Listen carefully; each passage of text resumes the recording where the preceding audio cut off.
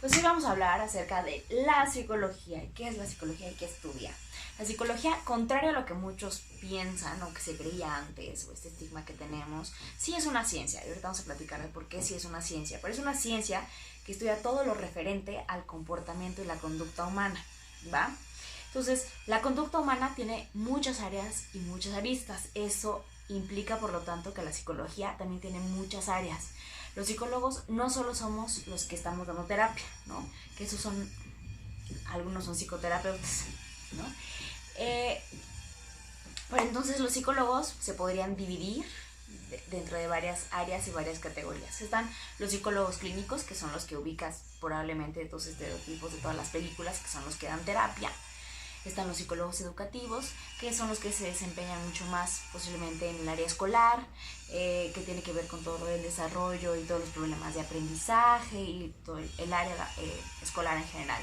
Están los psicólogos también laborales o el área organizacional, que son los que trabajan en empresas y se dedican a ver por qué no trabajan bien los empleados, cómo podrían trabajar mejor, cómo generar un ambiente laboral más beneficioso para que puedan desempeñarse mejor, cómo estar más felices dentro del área de trabajo, los que reclutan personal, por ejemplo, que tienen que hacer todo un perfil para ver qué tipo de personalidades y de características que tiene que tener una persona para poder desempeñarse en un área de trabajo, ¿no? Desde estudiar qué tipo de capacidades y qué el perfil de puestos que tiene que tener una persona para aplicar para una posición, desde eso. Pero pues también está el área social, que tiene que ver, por ejemplo, con toda esta gente que trabaja, pues espero, en gobierno o en organizaciones no gubernamentales, también sin fines de lucro, para generar o implementar proyectos para apoyar y para generar cambios en la sociedad, ¿no? Entonces puede ser que trabajen con personas con adicciones, en pequeños centros de integración juvenil, etcétera, etcétera.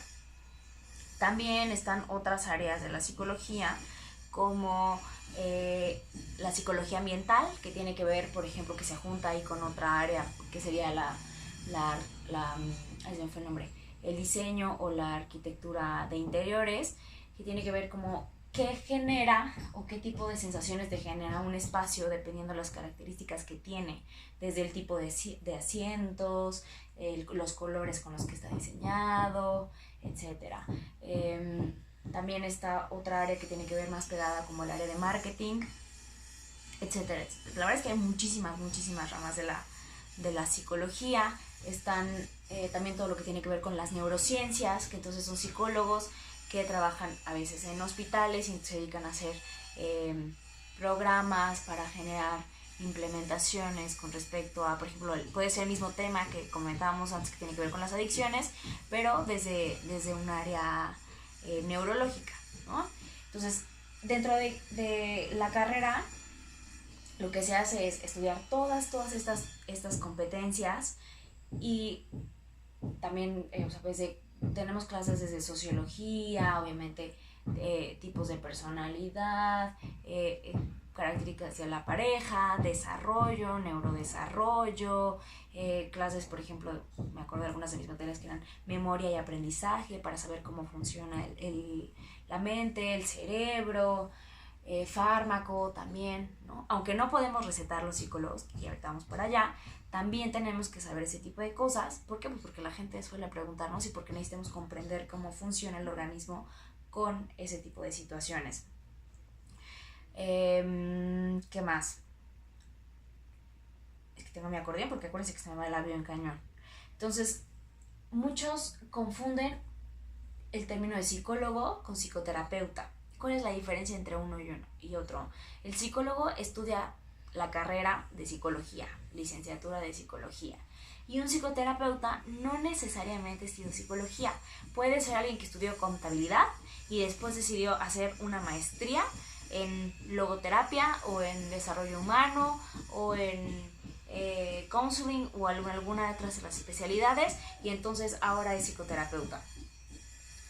Eh, cada escuela, cada universidad tiene cierto corte. Por ejemplo, si tú quieres estudiar psicología, cuando tú estudias el perfil de las universidades y la tira de materias que vienen, tú te vas a dar cuenta que dependiendo, por ejemplo, la Ibero tiene un perfil meramente clínico. Entonces, aunque sí vemos todo lo demás, todas nuestras prácticas y todas nuestras materias tienen un enfoque mucho más clínico, psicoterapéutico, es decir, que entonces nosotros apremiamos más el hecho del vínculo, de dar terapia, etcétera. Por ejemplo, el TEC de Monterrey tiene un enfoque igual que pues todas sus carreras, como mucho más laboral, mucho más organizacional, entonces tú sales del TEC saliendo muy bien preparado para toda el área organizacional y laboral. Por ejemplo, la UP, acá en el DF, tiene un enfoque muy biológico, entonces tiene que ver más con toda la parte de neurodesarrollo, toda la parte de psicofarmacoterapia, etc. Se me hizo bolas la boca. Tiene un perfil más biológico, ¿no?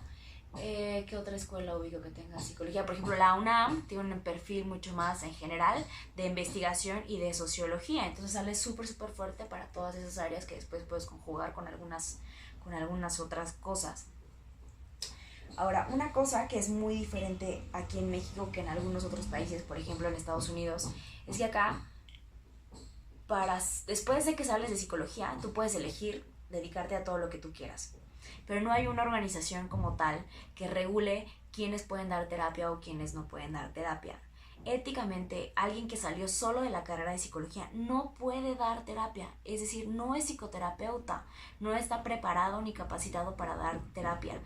Y es algo que acá en México, repito, no está nada regulado. Entonces uno sale de la carrera y dice, ya soy psicólogo, ya puedo dar psicoterapia. No tienes ni idea. Entre más sabes te vas a dar cuenta de que menos sabes, pero bueno.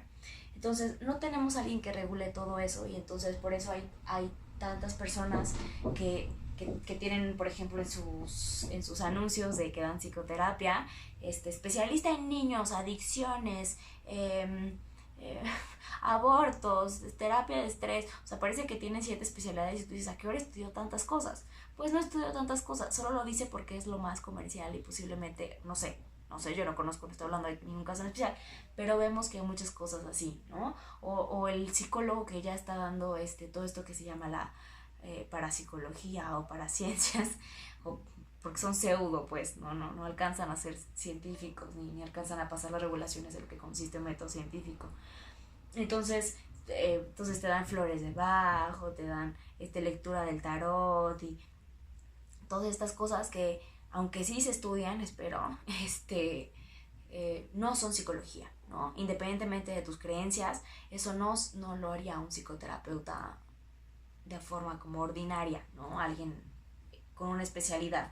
Entonces, lo ético sería estudiar la carrera de psicología y si quieres ser lo que sea que quieras hacer, estudiar una especialidad al menos, ¿no? Por ejemplo, acá en la UP entiendo que el plan son 4 años de carrera y luego tienes 1 año de especialización.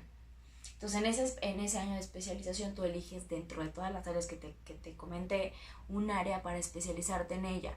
Y aunque todavía no te prepara para ser psicoterapeuta, al menos estás un poquito más preparado. Entonces, eso, por ejemplo, te da la capacidad de que si tienes toda esta formación, pues hagas una pequeña especialidad de un tema en específico o de un área en específica y entonces puedes entrar a trabajar.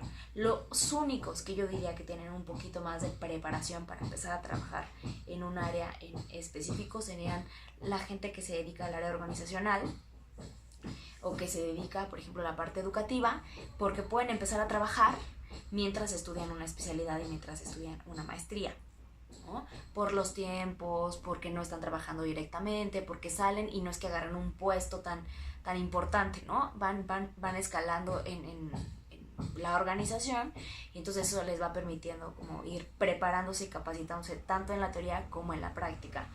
Eso es algo que no pasa, por ejemplo, en el área clínica. Tienes que dedicarte de lleno totalmente a una maestría y ya por ahí de la mitad de la maestría ya hay algo que se llama como el área didáctica, ¿no? Entonces tú vas empezando a dar terapia, pero esos casos tú éticamente tienes que pagarle a alguien para que te supervise tus casos y te diga, no, mira, aquí lo estás entendiendo mal, debiste de haberle dicho esto. O no, mira, acá lo entendiste mal, a ver, ¿cómo lo pensaste? Alguien que tenga mucha más experiencia que tú, que te vaya orientando de lo que estás haciendo, si está bien o está mal. Y pues eso toma un tiempo, entonces eso es parte de la formación de ser psicoterapeuta. Ahora,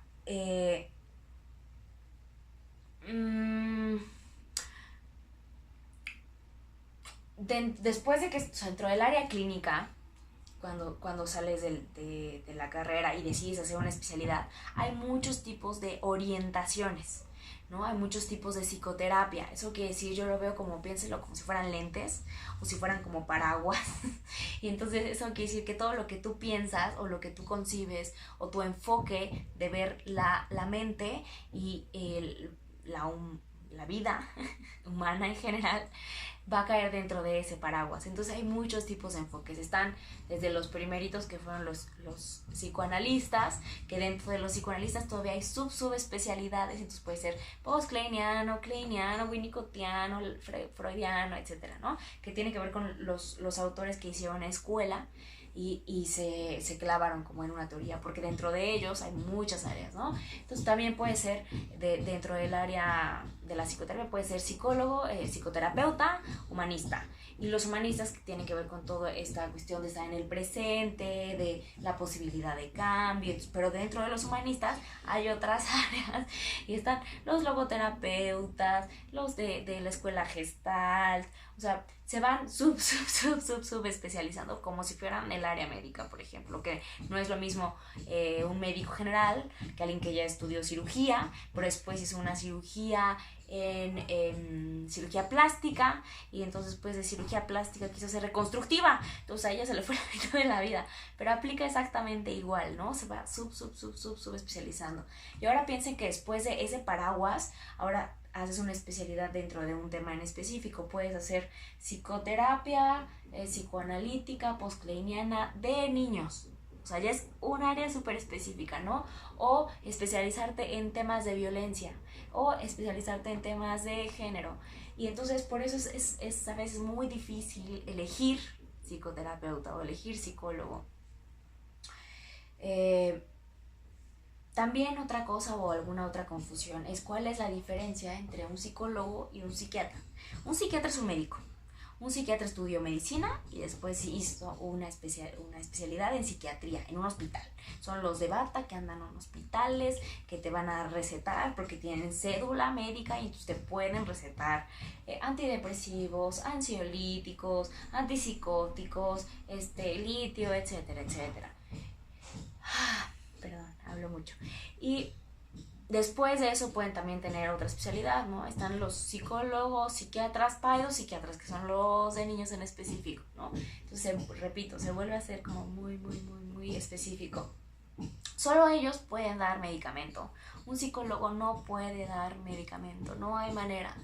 No hay manera. A menos que sea un médico psiquiatra que después sea psicoterapeuta en alguna especialidad, como si los hay. ¿Por qué? Porque hay mucha gente que cuando está estudiando psiquiatría, psiquiatría, por ejemplo, que empieza a ver a los niños que les llevan los papás y después ven que dicen, esto no es médico, ¿no? Esto tiene que ver más con toda la familia y el caos que está viviendo este pobre niño en casa. Entonces ven como una necesidad y como algo importante para ellos y para su formación estudiar algo que tenga que ver con la terapia de niños. Puede ser terapia sistémica familiar, y entonces dicen, esto me ayuda para comprender un poquito más sobre lo que está pasando en el niño, y después podrían dar terapia y podrían también dar medicamento. Ahora es muy diferente y se van a dar cuenta si alguna vez le ha tocado alguien que solo es psicoterapeuta de alguien que fue primero psicólogo y luego psicoterapeuta. Un psicoterapeuta jamás te podría, o a menos que sea muy leído y esté muy capacitado, no alcanza a comprender, por ejemplo, cómo funciona la mente en el sentido de la memoria, el aprendizaje, el desarrollo, toda la cuestión de, imagínate, estudiamos qué tiene que hacer un niño al año y toda la lista de las cosas que tiene que hacer en lenguaje, en memoria, en cognición, en la cuestión motora, la relación con la madre, la relación con el ambiente, la relación con el espacio, la percepción, etcétera, etcétera. No lo vas a ver. Y entonces lo que muchos hacen cuando en algunas maestrías es que les piden que hagan como un tipo no sé, como una preparación previa de un año para después estudiar psicoterapia, ¿no? O muchos después estudian psicología, ya más grandes, después de haber estudiado una psicoterapia. Por ejemplo, si tú vas a un psicoterapeuta y lo que quieres es que te expida un documento donde diga que tu hijo tiene o no tiene TDAH o algún diagnóstico, eso no lo puede hacer un psicoterapeuta. Tendrías que ir con un psicólogo que también de psicoterapia, por ejemplo. Entonces, bueno, se va haciendo mucho más complicado y demás. Ahora, un buen psicólogo, independientemente del área, no da consejos. ¿Por qué? Porque un psicólogo no es más que tú. No es más que tú en ningún sentido. Solo tiene el conocimiento de cómo funcionan las cosas. Pero el experto en tu vida eres tú. Entonces lo que va a hacer un psicólogo de diferentes corrientes, por más así activo que sea la corriente, no sé, pienso en los humanistas, que eso sí, dentro de su bagaje como de pensamiento y de su forma de ver la terapia y la concepción de la relación en terapia, ellos sí, después de haber terminado terapia o durante la terapia te pueden invitar a un café y se pueden ir a tomar un café, ¿no? Versus los psicoanalistas, que para nada, o sea, hay unos que ni siquiera te saludan de mano, por ejemplo, y no es por ser mamones, es porque así piensan que eso es lo correcto para que te ayude a modificar lo que tienes que modificar. Entonces, ¿a qué iba? Pero bueno, entonces un psicólogo no te da consejos. Lo que puede hacer es informarte de cosas. Por ejemplo, decirte, ¿sabía usted que esto que está usted viviendo es violencia? Y entonces tú, tal vez no sabías que eso era violencia. O tal vez te podría decir, posiblemente lo que esté usted viviendo tenga que ver, o más bien, repito, como tal vez en estas circunstancias donde te sientes tan mal y tan desesperado, te vendría bien visitar a un psiquiatra para que te diera un medicamento, para que te ayudara a sentirte mejor, ¿no?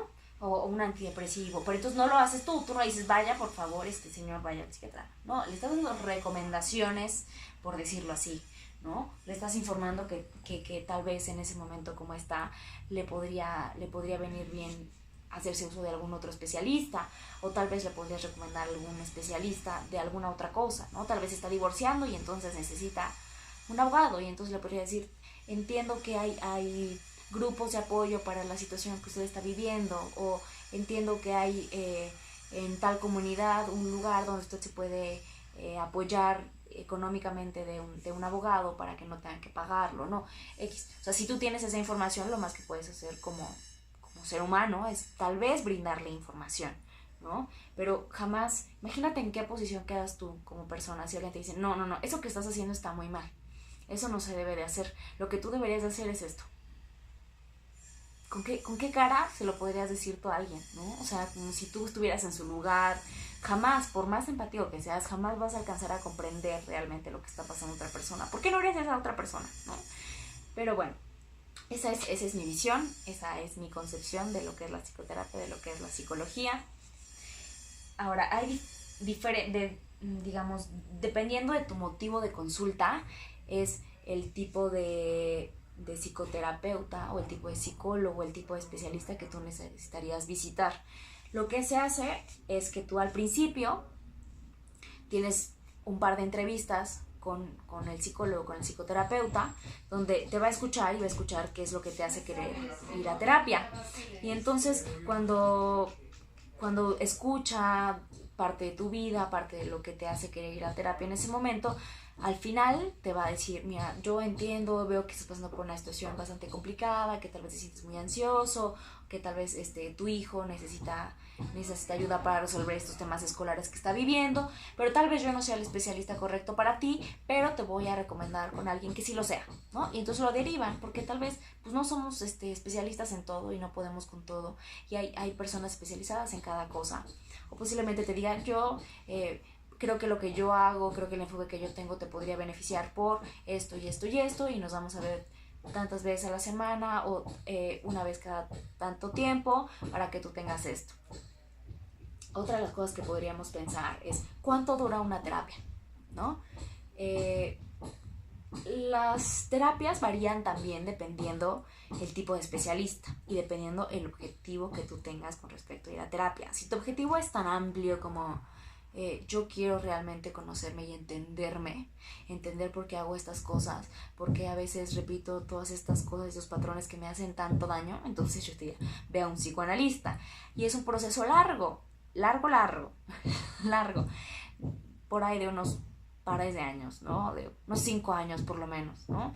Si tu motivo de consulta tal vez sea, es que se acaba de morir mi papá y yo tengo esta necesidad de poder comentarlo y platicarlo con alguien, posiblemente un terapeuta gestalt te ayude, porque pues una terapia más corta, que a lo mejor solamente vas una vez a la semana, una vez cada 15 días, son terapias de acompañamiento, ¿no? De apoyarte en procesos de cerrar ciclos, por ejemplo, o tal vez si tu motivo de consulta es que te sientes muy, que no entiendes qué pasa con tu vida, que quieres poder comprender hacia dónde vas, que te sientes muy desorientado, tal vez entonces un logoterapeuta te puede ayudar a comprender quién eres, qué quieres, hacia dónde vas, cuestionarte sobre ti, sobre tu existencia. No sé si tú tienes temas de pareja, pues entonces vas con un terapeuta familiar, un terapeuta especialista en pareja, entonces durará de unas 10 a unas 15 sesiones. Entonces tiene que ver obviamente la duración con el motivo de consulta que tú tengas y con el tipo de especialista que tú consultes.